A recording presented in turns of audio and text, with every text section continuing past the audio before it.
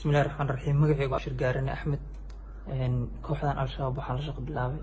2013 shaqadayda aniga waxa waa fanaan waxaan ka shaqeeyaa gobolka Banaadir qaybtiisa fanka iyo suugaanta ayaga waxaan u qaabilsanaa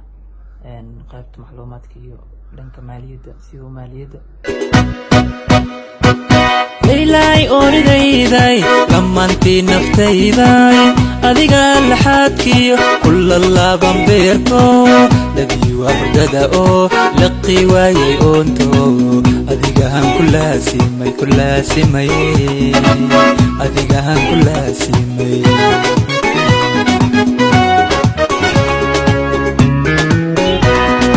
leylay oridayday lamantii naftayday adiga laxadkiyo kullalaaban beerko